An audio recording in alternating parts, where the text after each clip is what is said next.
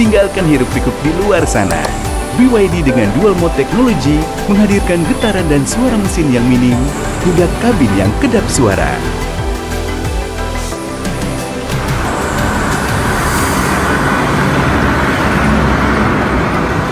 Senyapnya menenangkan, menjaga kedamaian hingga sampai di tujuan. Viewless, feel more. Pasukan AS menyerbu 2 kapal tanker di Teluk Oman dan Laut Arab. Sehari sebelumnya, pasukan AS menggelar blokade laut terhadap pelabuhan-pelabuhan Iran. Dengan mengerahkan helikopter, pasukan Angkatan Laut AS menyerbu kapal tanker Charminar berbendera Komoro di Laut Arab. Sementara itu, di Teluk Oman, Angkatan Laut AS menembak ruang mesin kapal tanker Lavin berbendera Mozambik. Menurut Senkom, kapal tanker Lavin ini mengalami kerusakan di Teluk Oman dan kapal ini berulang kali mencoba menerobos blokade pasukan AS untuk menuju Iran. Sebelumnya, Pusat Komando Amerika Serikat atau CENTCOM ini memberlakukan blokade penuh perairan Iran. 12 kapal komersial mencoba menerobos blokade Amerika Serikat diminta untuk putar balik. Pusat Komando Amerika hingga kini tetap waspada penuh dalam mode siaga tempur.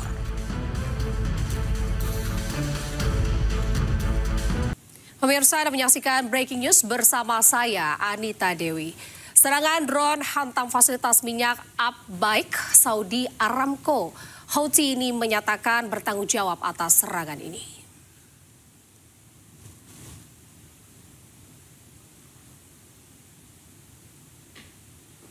Fasilitas pengolahan minyak terbesar di dunia milik Arab Saudi, Aramco, di Abhaik dihantam drone Senin siang. Arab Saudi menuduh milisi pro-Iran yang beroperasi di Irak sebagai pelaku serangan. Sementara secara terpisah, Houthi mengklaim bertanggung jawab atas serangan ini. Serangan drone ini memicu kebakaran hebat yang terlihat hingga citra satelit NASA. Abhaik merupakan pabrik stabilisasi minyak mentah terbesar di dunia yang memproses sekitar 5 hingga 7% pasokan minyak global. Serangan ini menambah tekanan terhadap minyak global. Pemirsa, Iran kembali menyerang ke kapal induk AS dan pangkalan militer AS di kawasan Teluk. Sejumlah video serangan rudal Iran ini terekam kamera warga sekitar.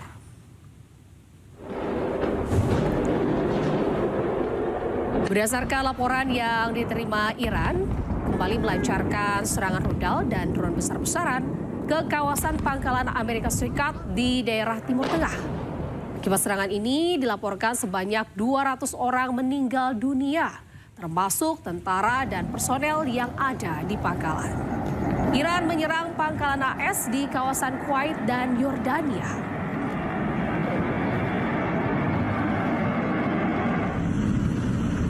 Penyerangan besar-besaran ke pangkalan militer AS di kawasan Timur Tengah membuat tentara Amerika mulai mengevakuasi diri. Pasukan Amerika Serikat diam-diam mengevakuasi diri dari pangkalan mereka saat tengah malam. Secara perlahan-lahan, para tentara Amerika Serikat meninggalkan pangkalan dalam kelompok-kelompok kecil.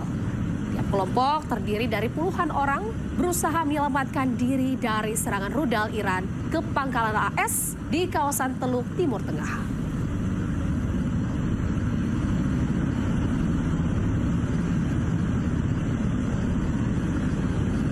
Pemirsa, Amerika Serikat dan Iran ini saling menahan serangan. Kedua negara ini atur strategi dan bersiap negosiasi untuk akhir perang.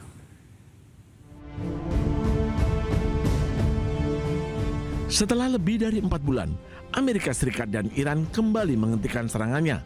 Kedua negara merancang strategi baru. Meski berhenti, namun perang psikologi masih berlanjut. Iran kerap menampilkan perkembangan senjatanya ke media sosial.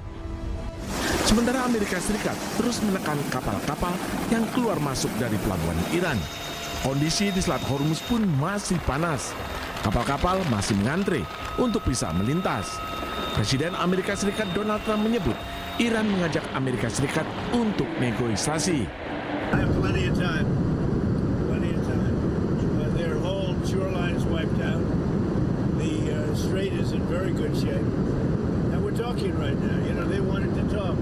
The people said, please don't shoot last night, the night before, 2 nights. Don't do it. You know, we're having good talks. So we'll see what happens. I think there's a good chance that something could happen. And if it does, good. If it doesn't, we go back to doing what we were doing 2 days ago. Meski kedua negara hentikan sementara serangan, namun konflik meluas. Kelompok Houthi di Yaman terus menyerang sejumlah fasilitas milik Arab Saudi.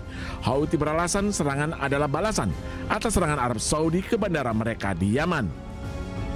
Tak hanya itu, Iran juga menuduh Ukraina menyerang kapal miliknya di Laut Kaspia. Sementara itu pemirsa, Iran membantah negosiasi dengan Amerika Serikat. Iran juga menyebut saat ini Iran hanya bernegosiasi dengan Oman.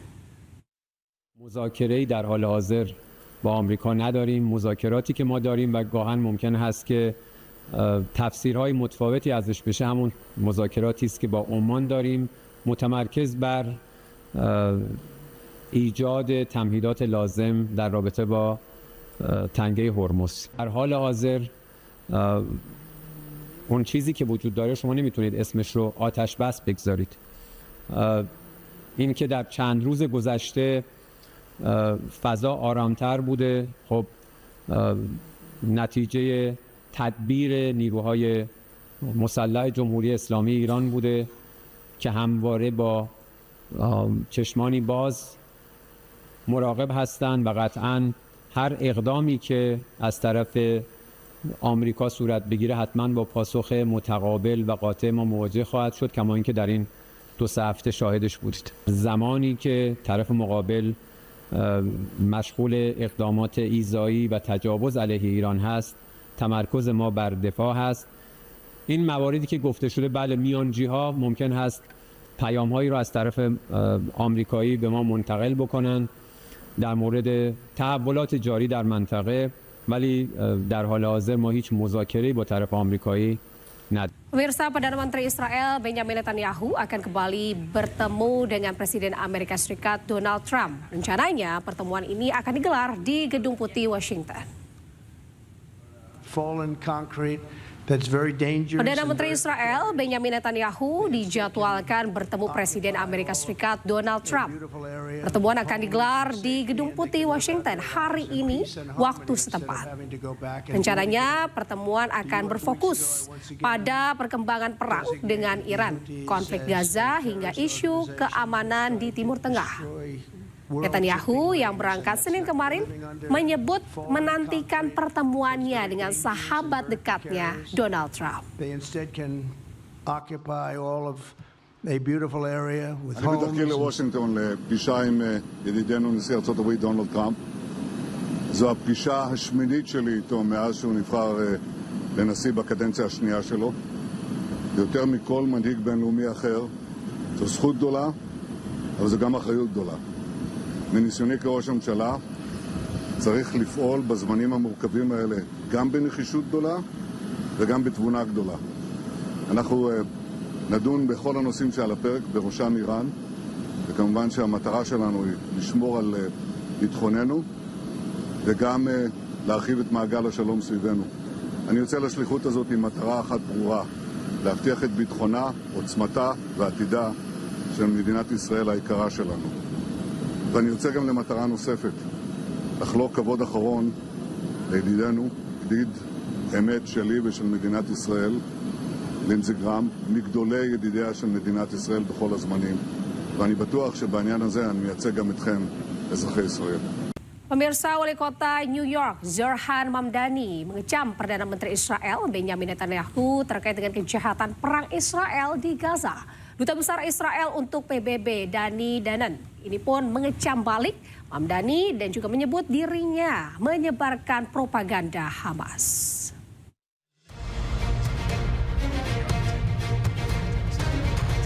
Wali Kota New York, Zohran Mamdani, mengunggah video terbaru yang mengecam Perdana Menteri Israel Benjamin Netanyahu. Melalui akun media sosialnya, ia menegaskan bahwa Netanyahu adalah penjahat perang yang harus ditangkap dan diadili. Menurutnya, Netanyahu telah bertanggung jawab terhadap pembunuhan puluhan ribu orang termasuk perempuan dan anak-anak. Benjamin Netanyahu is a war criminal, the architect of a horrific genocide against the Palestinian people. He is responsible for the killing of more than 73,000 people, for the maiming of tens of thousands of children, as those who survive undergo amputation without anesthesia. Anyone with their eyes, with their heart, with their conscience should recognize the devastation he has wrought and understand that he belongs before a court of law. As I've said, I agree with the ICC that Benjamin Netanyahu should be arrested and tried for his crimes, as I do for anyone else charged by the ICC.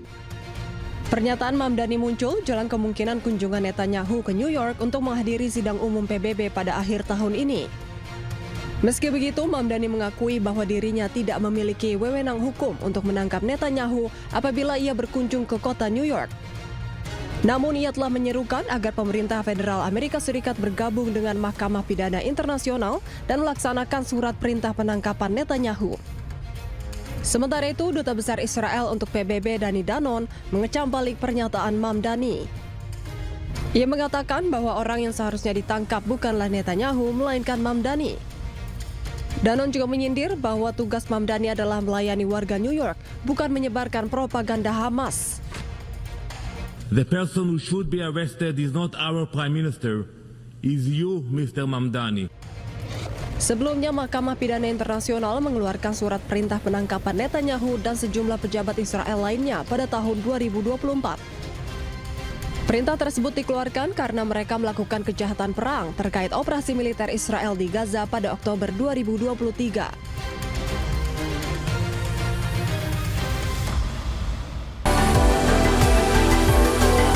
Tinggalkan hiruk-pikuk di luar sana. BYD dengan dual mode teknologi menghadirkan getaran dan suara mesin yang minim hingga kabin yang kedap suara.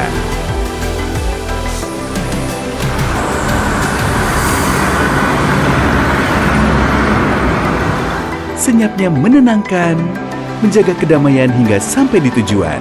Feel less, feel more.